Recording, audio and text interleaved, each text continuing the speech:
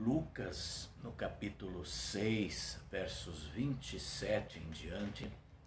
Mas eu digo a vocês que estão me ouvindo, amem os seus inimigos e façam o bem para os que odeiam vocês. Desejem o bem para aqueles que os amaldiçoam e orem em favor daqueles que maltratam vocês.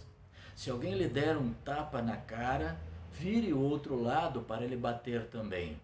Se alguém tomar a sua capa, deixe que leve a túnica também. Dê sempre a qualquer um que lhe pedir alguma coisa, e quando alguém tirar o que é seu, não peça de volta. Façam aos outros a mesma coisa que querem que eles façam a vocês. Se vocês amam somente aqueles que os amam, o que é que estão fazendo demais? Até as pessoas de má fama amam as pessoas que as amam. E se vocês fazem o bem somente para aqueles que lhes fazem o bem, o que é que estão fazendo demais? Até as pessoas de má fama fazem isso. E se vocês emprestam somente para aqueles que vocês acham que vão lhe pagar, o que é que estão fazendo demais? Até as pessoas de má fama emprestam aos que têm má fama para receber de volta o que emprestaram. Façam o contrário, amem os seus inimigos e façam o bem para eles. Emprestem e não esperem receber de volta o que emprestaram. E assim vocês terão uma grande recompensa e serão filhos do Deus Altíssimo. Façam isso porque Ele é bom e também para os ingratos e também para os maus. Tenham misericórdia dos outros, assim como o Pai de vocês tem misericórdia de vocês. Essas são as palavras do Evangelho de Lucas, no capítulo 6, verso 27 até o 36. São palavras de Jesus. E eu quero começar perguntando: as macieiras, elas precisam ser instruídas para dar maçã? As laranjeiras, elas precisam ser instruídas para dar laranja? A uva, a videira, ela precisa ser instruída para produzir uvas? Claro que não, está na natureza delas. Elas dão frutas boas no devido tempo, se forem bem cuidadas. Mas e nós, os cristãos? Nós que fomos enxertados na videira verdadeira que é Cristo, nós estamos produzindo? Nós precisamos ser instruídos, sim. E é isso que o Senhor Jesus está fazendo nesse momento. Então Jesus dá uma longa lista de ordens. Nós somos ordenados a amar os nossos inimigos, nós somos ordenados a fazer o bem àqueles que nos odeiam, nós somos ordenados a abençoar aqueles que nos amaldiçoam, a orar por aqueles que nos maltratam, que nos acusam. Se alguém nos bater na face, nós devemos oferecer a outra face. Se alguém nos rouba o nosso manto, nós devemos oferecer também a nossa túnica. Ou seja, isso soa muito louco para nós hoje. Nós, hoje, quando somos roubados, quando somos magoados, quando somos ofendidos, o que logo nós fazemos? Nós somos rápidos em processar qualquer um que nos prejudicou, especialmente quando se trata da nossa propriedade, do nosso dinheiro, dos nossos bens. Agora Jesus diz: não, deixe-os levar, deixe-os manter o que levaram. Se você quer que os outros lhes tratem bem, então você deve tratá-los bem primeiro. E antes que alguém diga: não, mas Jesus nos lembra que você não faz esse tipo de coisa apenas para certas pessoas. Porque nós fazemos sim o bem, nós gostamos de fazer o bem, mas para quem a gente conhece, para os nossos amigos, para quem a gente se dá bem. E Jesus diz: olha, mas o que tem de bom nisso? Até os pagãos fazem isso, os incrédulos também fazem isso. Então até o maior dos pecadores faz o bem também, aquele que ele conhece, aquele a quem ele gosta e admira. Agora, se nós fazemos o bem apenas para quem nós gostamos, isso é uma transação comercial. Se a gente dá algo, mas quer receber algo em troca, isso é uma reciprocidade. Não tem nada de demonstração de amor, é um ato comercial. Então você me dá um presente, então agora eu tenho que lhe dar um presente também. Você me fez um favor, então agora eu vou te fazer um favor para que nós fiquemos quites. Sim, mas você pode sentir o amor nisso? Não, é apenas um negócio. Se você emprestar a alguém que está em apuros apenas porque espera receber de volta, e receber muitas vezes com juros, e daí? Que crédito há nisso para você? Até mesmo pagãos emprestam a outros pagãos esperando receber algo em troca, a mesma quantia e muitas vezes juros. Então, na verdade, mesmo não cobrando juros, sempre há um preço a pagar. Há um velho ditado que diz: não há nada mais caro do que um presente grátis. O ditado é muito brasileiro aqui agora: não existe almoço grátis. Então, é grátis, tecnicamente, mas você sempre vai estar devendo obrigação, você sempre vai estar na mão daquela pessoa que lhe emprestou. Então, os caçadores de glória, os egoístas em busca de elogios, eles agem dessa maneira. Então a grande questão é: você faria alguma coisa dessas? Amar, dar livremente e não emprestar, fazer o bem, orar, louvar e abençoar por alguém que absolutamente não merecia isso? Na verdade, essa é a questão. Jesus está dizendo: eu, porém, te digo. Agora nós temos um problema quando nós olhamos o nosso texto. Probleminha que nós temos que resolver. Não somos salvos por causa das nossas obras, certo?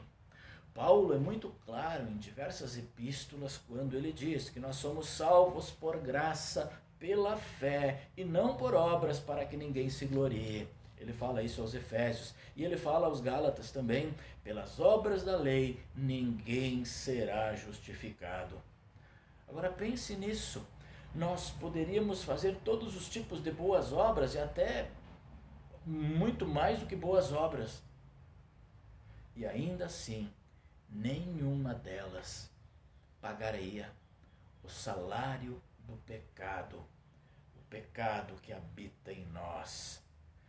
O valor das nossas obras, uma vida inteira, não pagam um único pecado nosso. Todas as nossas boas obras, mesmo sendo muitas, ainda não anulariam um único pecado. Deus nunca justificou e nunca justificará ninguém simplesmente por causa das suas boas obras que fazem. E em termos de salvação, nossas obras não valem absolutamente nada. E ainda Jesus está claramente ordenando boas obras aqui. Eu, porém, te digo, diz ele. E agora, como nós vamos resolver isso? É relativamente simples, mas é muito importante nós entendermos. Jesus, neste momento aqui, ele está falando para os seus discípulos. Ele não está pregando para um bando de incrédulos, para um bando de não convertidos. Ele está falando a todos aqueles que já confessaram os seus pecados e se apegaram a ele pela fé, com arrependimento. Eles já sabem e acreditam que ele é o Salvador. Eles não estão tentando ganhar a salvação. Eles sabem e confessam e se apegam na fé, e somente na fé, e no fato de que Jesus é o Salvador deles. Jesus está descrevendo a vida santificada que no dia a dia precisa resplandecer na vida daquele que crê. E nós podemos facilmente entender essas ordens da mesma forma que nós entendemos os 10 mandamentos, que na verdade, traduzidos do hebraico original, eles significam 10 declarações, 10 palavras. Quando você é um filho de Deus fiel, você estará fazendo essas coisas e não estará fazendo essas coisas pecaminosas. Isso é exatamente o que os filhos de Deus fazem. Os filhos de Deus, eles não têm outros deuses. Os filhos de Deus, eles não fazem mau uso do nome de Deus. Os filhos de Deus, eles guardam o dia do descanso, eles o santificam pelo uso da palavra de Deus. Quando você é um filho de Deus, você não estará maltratando ninguém, você não estará matando, você não estará cobiçando, você não estará tendo pensamentos impuros, você não estará roubando ou tramando para conseguir as coisas de outra pessoa. Quando você é filho de Deus, você não está caluniando, você não está colocando ninguém embaixo dos seus pés, você não estará cobiçando, você simplesmente confia em Deus e você sabe que dele vem a salvação, e você então faz tudo isso, cumpre os mandamentos pela alegria de alegrar o seu Deus e Salvador. E o mesmo está acontecendo aqui no nosso texto. Não é uma prescrição, mas sim uma descrição. Você sabe qual é a diferença? Quando você vai no médico, ele lhe consulta e então ele prescreve o remédio. Você deve comprar e você deve tomar para então ficar curado. Agora, muitas vezes no verso da receita ele faz uma descrição de como você deve agir no seu dia a dia. Procurar dormir cedo, procurar beber bastante água. E tudo isso você vai fazer porque você confia no seu médico e você quer ficar curado e restabelecido. Prescrição é remédio, você deve tomar. E uma descrição do seu comportamento no dia a dia para evitar toda essa doença no verso da sua receita. Então os filhos de Deus estão nesse momento com Jesus, aqui os seus discípulos, ganhando uma descrição de como é a vida santificada de quem crê em Jesus Cristo. Então, o filho fiel de Deus sempre vai estar satisfeito e agradecido pelo seu pão de cada dia. Eles estarão sempre dando livremente tudo o que eles têm, eles estarão doando tudo o que eles são, sem esperar nada em troca. É como trabalhar na igreja, é como assumir um cargo na igreja. A gente trabalha com a alegria de estar entre os irmãos da fé e também servindo ao nosso Deus. Os filhos de Deus são misericordiosos, assim como o Pai do céu foi misericordioso e é misericordioso com ele. Eles fazem o bem até para aqueles que os odeiam. Isso é exatamente o que os filhos de Deus fazem, porque nós também, com os nossos pecados, mostramos um ódio por Deus, pelo Salvador, mas mesmo assim ele enviou. Nós viramos as costas, nós fugimos. Lá em Gênesis, quando Adão vira as costas para Deus depois do pecado, ele foge e Deus vai atrás. Esses somos nós, ele nos ama incondicionalmente. Então é isso que o nosso Senhor Jesus fala dessa maneira no nosso Evangelho. Ele não está emitindo ordens que você precisa fazer para ser salvo. Você não pode se salvar, não importa o quanto você tente ou quão boas sejam as suas intenções. Mas ele está, no entanto, proclamando a verdade das exigências perfeitas da lei de Deus. E ele proclama essa verdade para nós, não para nos condenar, mas para nos chamar ao amor e ao arrependimento. A verdade é que nós precisamos ser lembrados o tempo todo o tempo destas verdades. Nós precisamos ser instruídos. Não é assim que os filhos de Deus se comportam? Exatamente, eles ouvem a instrução e eles aguardam, eles a obedecem. Ele nos proclama essa verdade para que pela fé nós confessemos em meio ao arrependimento os nossos pecados. Os filhos de Deus não dão desculpas para os seus pecados e certamente não se contentam em permanecer em seus pecados. Não, eles querem mudar, eles realmente desejam se afastar do seu pecado. E precisamente porque Deus nos ama, que Ele nos diz a verdade de nossos pecados e a verdade de que o salário deles é a morte. Nós então queremos fugir desta morte. E pela fé que é operada em nós, pelo próprio Espírito Santo, os filhos de Deus, arrependidos e agradecidos, compreendem tudo o que Deus fez por eles, tão ricamente e puramente por sua misericórdia e graça, puramente por um amor incompreensível por eles. Então, como a fé responde a esses dons de alegria, paz, bem-aventurança? O que os filhos de Deus fazem em resposta a esses dons de Deus? Simples, eles dão bons frutos.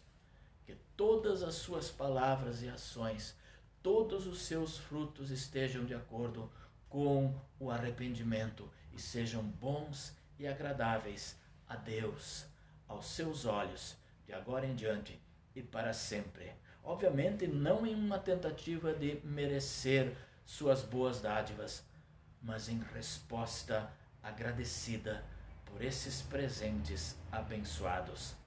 É assim que a fé responde, fazendo o bem. Que toda a sua vida, a vida de cada um de vocês e a minha, seja um outdoor bem grande e gigante, uma proclamação gigante da misericórdia e da graça de Deus para todos que precisam dela. Fique com Deus, que Deus abençoe cada um de vocês, hoje e sempre. Amém.